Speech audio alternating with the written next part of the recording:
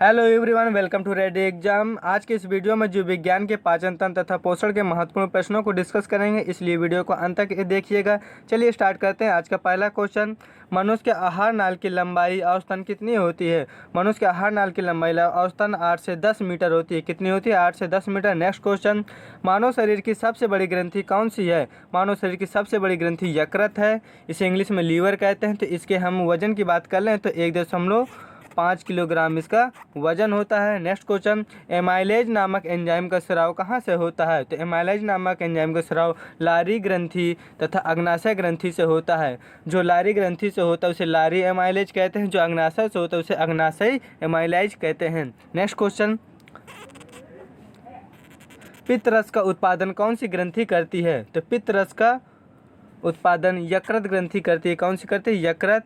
Next question, लार का pH मान कितना होता है? लार का पीएच मान 6.8 होता है। कितना होता है? 6.8। नेक्स्ट क्वेश्चन, भोजन के साथ आए हुए जीवाणुओं को कौन सा एंजाइम नष्ट करता है? तो कौन सा एंजाइम नष्ट करता है? लाइसोजाइम एंजाइम नष्ट करता है। कौन सा? Lysozyme enzyme. नेक्स्ट क्वेश्चन, मानव शरीर की दूसरी सबसे बड़ी ग्रंथि कौन सी है? तो मानव शरीर की दूसरी बड़ी सबसे ग्रंथि अग्नाशय है। इसे इंग्लिश में पैंक्रियाज कहते हैं और ये मानव शरीर की सबसे बड़ी मिश्रित ग्रंथि है। कौन सी है? मिश्रित ग्रंथि। नेक्स्ट क्वेश्चन, ट्रिप्सिन नामक एंजाइम का स्राव किस ग्रंथि से होता है? तो इसका जो स्राव होता है अग्नाशय से होता है। किससे होता है? अग्नाशय से। नेक्स्ट क्वेश्चन, ग्लूकोज को इथेनॉल में कौन सा एंजाइम परिवर्तित करता है? तो इसको जाइमेज नामक एंजाइम परिवर्तित करता है ग्लूकोज को इथेनॉल में। नेक्स्ट क्वेश्चन, जैविक सिस्टम में रासायनिक क्रिया की प्रक्रिया को तेज करने में उत्तरदायी पदार्थ कौन सा होता है? तो कौन होता है?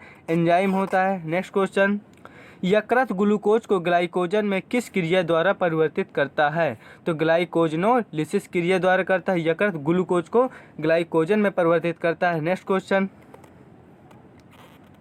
मनुष्य के मुख्य गुहा में प्रतिदिन कितना लार का स्राव होता है? तो लगभग 1 से 1.5 लीटर होता है। कितना होता है? 1 से 1.5 लीटर लार का स्राव होता है। नेक्स्ट क्वेश्चन, पित्तरस का संचय कहाँ होता है? तो पित्तरस का संचय जो पित्ताशय में होता है इसे इंग्लिश में कहते हैं गाल ब्लैडर। क्या कहते हैं? Gall bladder. और संचय का मतलब यहाँ पर इकट्ठा होता है।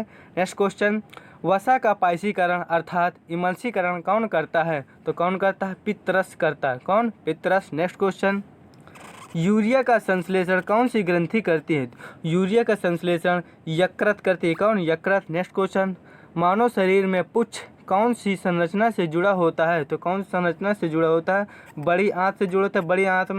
बड़ी आंत का एक भाग होता है सीकम। क्या होता है? सीकम। ये उसी से जुड़ा होता है, सीकम से जुड़ा होता है। और पुच्छ को हम इंग्लिश में क्या बोलते हैं? अपेंडिक्स। आप जानते होंगे, अपेंडिक्स। नेक्स्ट क्वेश्चन, बड़ी आंत कितने भागों में विभाजित होती है? तो बड़ी आंत 3 भागों में विभाजित होती है। कितने भागों में? कौन कौन से? Caecum, colon, मलाशय। इन तीनों भागों को आप क्रम से ही याद रखिएगा क्योंकि इनका क्रम सेट करने के लिए आता है एग्जाम में। बहुत इंपॉर्टेंट क्वेश्चन है, इसे आप जरूर नोट करिएगा। नेक्स्ट क्वेश्चन, छोटी आंत कितने भागों में विभाजित होती है? तो छोटी आंत भी 3 भागों में विभाजित होती है। कौन कौन से हैं? ग्रहणी, मध्यांत्र, शेषांत। इनको भी आप क्रम से ही याद रखिएगा, ग्रहणी, मध्यांत्र, शेषांत। नेक्स्ट क्वेश्चन, प्रोटीन को अमीनो अम्ल में परिवर्तित करने में कौन सा एंजाइम उत्प्रेरक का कार्य करता है? तो कौन सा एंजाइम करता है? ट्रिप्सिन नामक एंजाइम करता है। नेक्स्ट क्वेश्चन, यकृत एवं मांसपेशियों में ऊर्जा किस रूप में जमा होती है? तो किस रूप में जमा होती है? ग्लाइकोजन के रूप में। नेक्स्ट क्वेश्चन, पित्ताशय में उपस्थित पथरी किसका पाचन प्रभावित करती है? तो वसा का पाचन प्रभावित करती है। वो पथरी जो हमारी तो किस चीज़ की बनी होती है? कैल्शियम ऑक्जेलेट की बनी होती है। किसकी बनी होती है? कैल्शियम ऑक्जेलेट की। नेक्स्ट क्वेश्चन, दूध में कौन सी प्रोटीन पाई जाती है? तो दूध में कैसीन नामक प्रोटीन पाई जाती है। कौन सी प्रोटीन पाई जाती है? कैसीन प्रोटीन पाई जाती है। नेक्स्ट क्वेश्चन, गाय के दूध का हल्का पीला रंग किसकी उपस्थिति के कारण होता है? तो बीटा कैरोटीन के कारण होता है। किसके? बीटा कैरोटीन के कारण। नेक्स्ट क्वेश्चन, दुग्ध प्रोटीन को पचाने वाला एंजाइम कौन सा है? तो दुग्ध प्रोटीन को कौन सा एंजाइम पचाता है? Rennin enzyme. Next question, vitamin को कितनी श्रेणी में बांटा गया है? तो विटामिन को दो श्रेणी में बांटा गया है। कौन कौन सी? दो श्रेणी में कौन कौन सी हो? जल में घुलनशील तथा वसा में घुलनशील। तो जल में घुलनशील कौन कौन सी विटामिन है? तो जल में घुलनशील बी और सी हैं। और वसा में घुलनशील विटामिन हमारी जो है, तो वसा में घुलनशील ए, डी, ई, के, ये हमारी वसा में घुलनशील विटामिन है। नेक्स्ट क्वेश्चन, आगे हम विटामिन की बात करते हैं। विटामिन ए का रासायनिक नाम क्या है? तो विटामिन ए का रासायनिक नाम रेटिनॉल है। क्या है दोस्तों? रेटिनॉल। और विटामिन ए की कमी से कौन सा रोग होता है? रतौंधी होता है। कौन सा होता है? रतौंधी। नेक्स्ट क्वेश्चन, विटामिन बी1 का रासायनिक नाम क्या है? विटामिन बी1 का रासायनिक नाम है थायमीन। इससे बेरी रोग होता है। नेक्स्ट क्वेश्चन, विटामिन बी2 का रासायनिक नाम क्या है? विटामिन बी2 का रासायनिक नाम है राइबोफ्लेविन। क्या नाम है? Riboflavin. Next question, vitamin B3 का रासायनिक नाम क्या है? विटामिन बी3 का रासायनिक नाम नियासिन या निकोटिनिक अम्ल। क्या है? निकोटिनिक अम्ल। निकोटिनिक अम्ल। नेक्स्ट क्वेश्चन, विटामिन बी5 का रासायनिक नाम क्या है? विटामिन बी5 का रासायनिक नाम है पेंटाथेनिक अम्ल। क्या नाम है? पेंटाथेनिक अम्ल। नेक्स्ट क्वेश्चन, विटामिन बी6 का रासायनिक नाम क्या है? तो पायरिडॉक्सिन। क्या नाम है? पायरिडॉक्सिन। नेक्स्ट क्वेश्चन, विटामिन बी7 का रासायनिक नाम क्या है? विटामिन बी7 का रासायनिक नाम क्या है? बायोटीन। क्या है? बायोटीन। नेक्स्ट क्वेश्चन, विटामिन बी9 का रासायनिक नाम क्या है? विटामिन बी9 का रासायनिक नाम है फोलिक अम्ल। क्या नाम है? फोलिक अम्ल। विटामिन बी12 का रासायनिक नाम क्या है? विटामिन बी12 का रासायनिक नाम है साइनोकोबालामिन। क्या है? साइनोकोबालामिन। इसमें कोबाल्ट की भी उपस्थिति पाई जाती है। अब नेक्स्ट विटामिन की बात करते हैं। विटामिन सी का रासायनिक नाम क्या है? इसका रासायनिक नाम है एस्कॉर्बिक एसिड। इसका जो सबसे अच्छा स्रोत होता है आंवला होता है एस्कॉर्बिक एसिड का। नेक्स्ट क्वेश्चन, विटामिन डी का रासायनिक नाम क्या है? विटामिन डी का रासायनिक नाम है कैल्शियम फ्रॉल। और इसका सबसे अच्छा स्रोत है सूर्य की किरणें। नेक्स्ट क्वेश्चन, विटामिन ई का रासायनिक नाम क्या है? विटामिन ई का रासायनिक नाम टोकोफ्राल है। क्या है? टोकोफ्राल। नेक्स्ट क्वेश्चन, विटामिन के का रासायनिक नाम क्या है? विटामिन के का रासायनिक नाम नेफ्थोक्विनोन है। क्या है? नेफ्थोक्विनोन।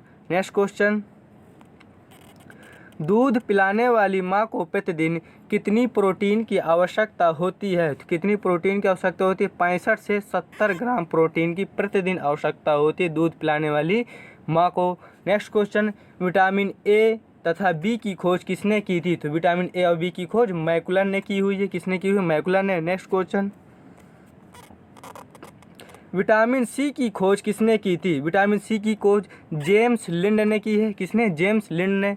नेक्स्ट क्वेश्चन, यौगिकों में किस समूह को सहायक आहार कारक कहा जाता है? तो विटामिन को कहा जाता है। नेक्स्ट क्वेश्चन, रुधिर स्कंदन में कौन सा विटामिन प्रभावी होता है? तो विटामिन के प्रभावी होता है। कौन सा विटामिन?